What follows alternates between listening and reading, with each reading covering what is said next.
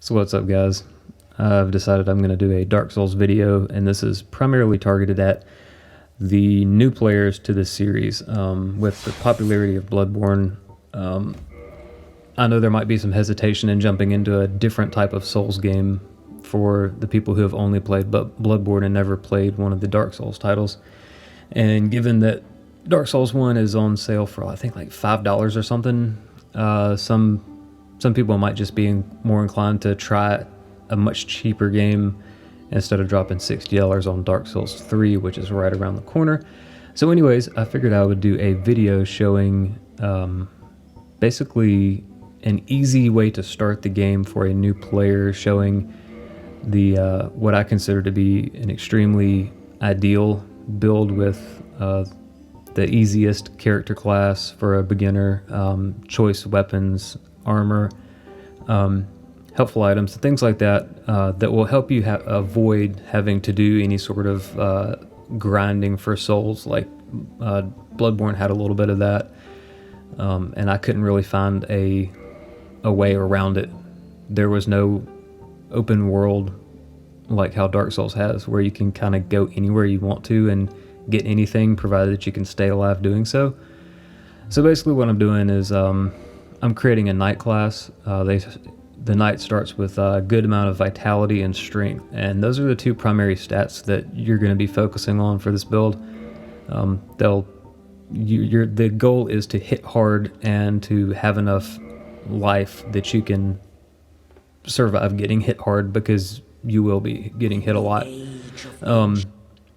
So anyways, you start the game in this place called the Undead Asylum, and it's the tutorial area, sort of like in Bloodborne had Yharnam as the tutorial area, even though it was technically still part of the actual game world that you can go to over and over again if you need to, and you stay in Yharnam way longer than you're in the Undead Asylum. So this little cutscene basically sort of kind of doing a little bit of story explanation of what this place is and why you're here. To await the end of the world. And I'm not really going to focus too much on the cutscenes, dialogue, or anything like that. I'm going to just skip a bunch of the dialogue just for the sake of video brevity. But you start off in this cell, and this guy's going to drop a key, or a corpse with a key in it, to get you out of your cell.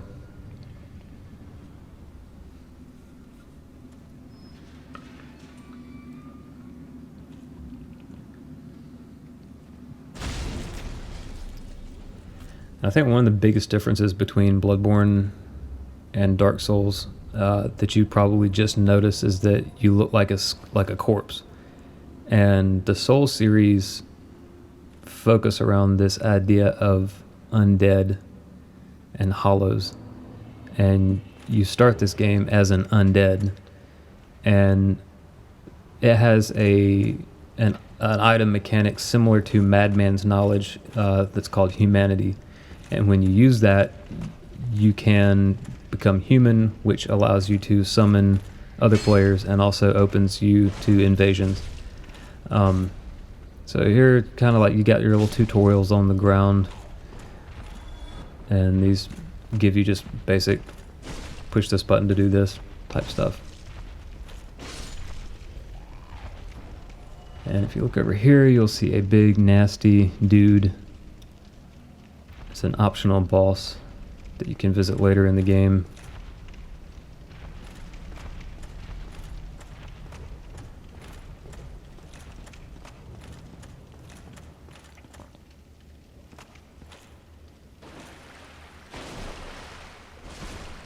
And if you're familiar with Bloodborne but never played a Souls game, you can probably already see a lot of similarities here. You've got your lock on targeting, you've got your very similar move sets. A lot of the mechanics are lifted straight from these Souls games. And what you have here is a bonfire. It operates pretty similar to the lanterns in Bloodborne, the only exception being that you can't warp from bonfire to bonfire this early in the game. You have to find a special item that lets you do that. And if you notice up there, there's someone waiting to party. And a lot of players don't see him. And when they come in this room, they get a nasty surprise. But if you run to your left here and they try to light up the doorway here to show you where to go, you run through that door and you're safe.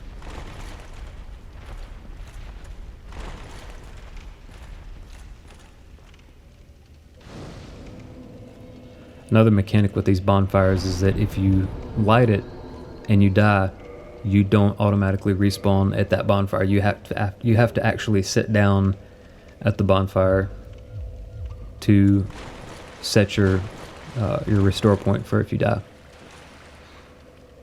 So here it says get your shield.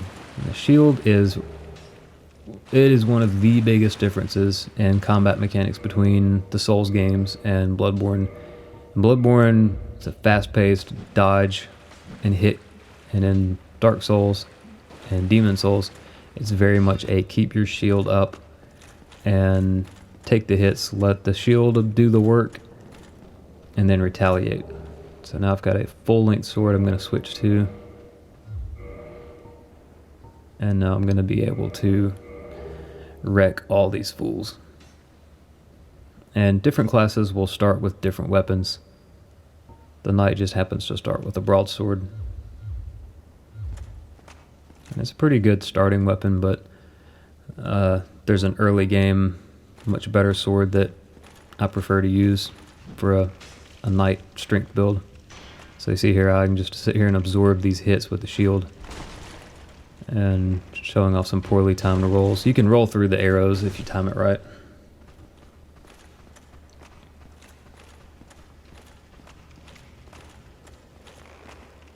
And you got your backstab. Only the great thing about Dark Souls is that you don't have to charge up your backstab attack. If you're behind them, you hit your light attack, boom, it's done. And here comes a baby. Baby girl. Kid loves watching games.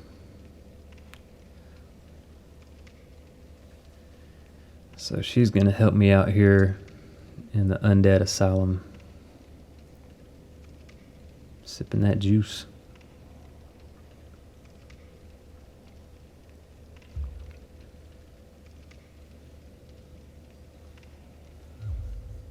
So you're going to learn how to get good. Try playing a Souls game with a toddler in your lap trying to grab at the controller.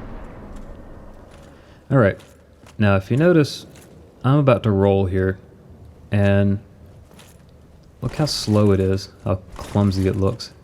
That's because my carry weight exceeds 50%. Now I removed my helmet and you notice it went down to 23. Now that's less than half. So when it's less than half, you roll faster. Now watch my roll now. Much quicker, much more agile. That's your goal. You want to keep your equipment burden less than half. Go up here, walk off to avoid getting hit by this big cannonball or whatever it is.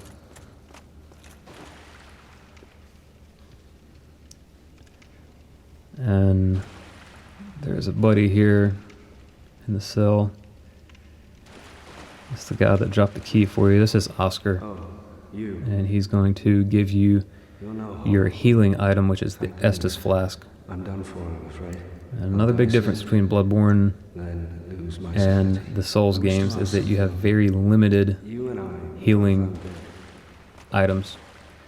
In fact, in Dark Souls, Dark Souls is the only game where you have very limited, you only have your Estus. Dark Souls 2, they gave you these the healing stones that you could crush and get a little bit of health. And in Demon Souls, they had this grass of different types that could restore health. And in Dark Souls, you only have the flask. Now you can also heal with the humanity item, which we'll pick up a little bit later. But your main healing item is your Estus Flask. But what you can do is you can increase the strength of the bonfires by using humanity. And you can also find items in the world that can increase the amount of Estus Flasks that you can carry, or that you can make them stronger so that when you use it, it just gives you more life per swig.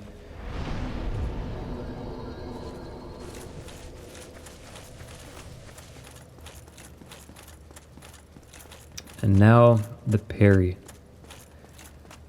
Watch carefully. When he swings, I hit my L2. And the contact is when his sword is coming at me. I have to time the L2 so that my shield smacks his weapon or arm or hand or whatever. And when it does that, you'll hear the parry noise, and it staggers the enemy so that you can land your riposte or visceral attack like in Bloodborne. And just like in Bloodborne, it does significantly more damage, and if you kill him with it, it gives you more souls. So smack, and now the riposte.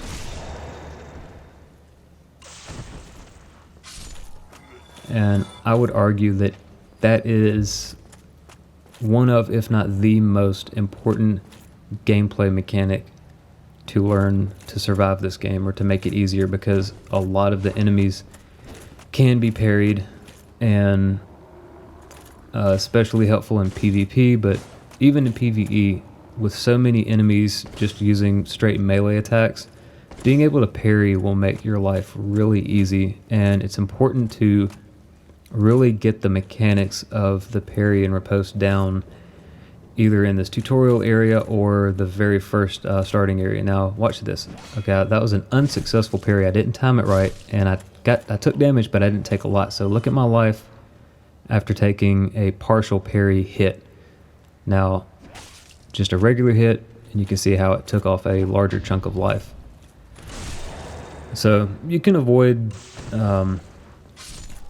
just taking significant damage by just trying to parry and hope that you can get a partial parry. Oh, you can parry arrows too. Whack. Now you'll take a little bit of damage, but again, significantly less than just getting hit without blocking or anything like that. Now this is the tutorial message here, where they tell you, how to backstab and get a critical hit, and also how to parry and riposte. So this guy, a little bit more aggressive, but not really a problem if you can time it right. So again, it's coming at me, here it comes his weapon, and smack it away, and then get the riposte after that. And after hundreds of hours, we'll come back to this door later, or you will. I don't actually do it in the video here. Alright, now we're going to fight that guy that dropped down. The trick to getting this guy is the very first blow that you land. If you dual wield your weapon, you want to do your jumping attack, which is forward, and your heavy attack, forward and R2. If you push those at the same time, you do this jumping attack just like that lunge. It's just like in Bloodborne. So if you go through this fog, he's going to be right below you, and you want to lock onto him and just jump off, do a jumping attack off there, and boom, half health, already gone. Now this guy can really frustrate a lot of new players. The trick is just stay behind him. There's really nothing special about him. If you stay in front of him, which I'll show off here in a second, if you stay in front of him, then he's going to make your life really difficult, because he just swings that big mace. But if you stay behind him, he's pretty much just powerless. You just sit there and just wail on him, but you have to constantly be moving to get behind him, rolling backwards when he kind of flies up like that. And when you get in front of him like that, that's when he starts swinging. So you definitely want to avoid being in front of him. So just staying behind him, staying mobile, swing him when you get the chance. Don't be greedy. And down like that.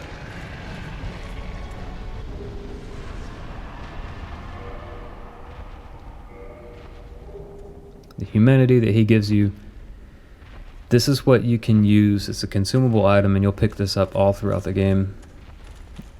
When you use the humanity, you'll see the little counter where it says 00 up there by my life and stamina. Using humanity will increase that to 1. And if you sit at a bonfire with 1 or more humanity, you can do what's called kindling a bonfire, which makes it stronger. And initially you can do this once or twice, I think once. And when you do it once, when you sit down at a bonfire, it refills your Estus flasks. And one other quick note, when you come back later, you can drop certain items. You can check on the wiki page, but you can drop certain items for Snuggly the Crow, and they'll give you items in exchange. Some of them that, items that are hard to find. Other items you can only get from them. So yeah. Anyways, this wraps up the tutorial area, and you're done with the Asylum.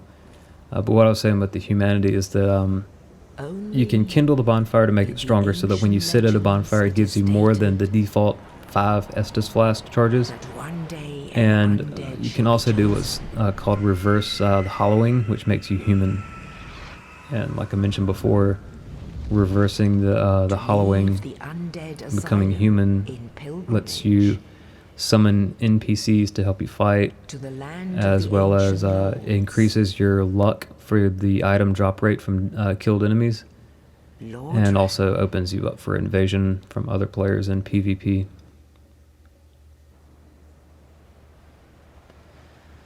And here we are. The real Dark Souls starts here. And this wraps up the Undead Asylum tutorial. Next video, we begin the real game. So stay tuned.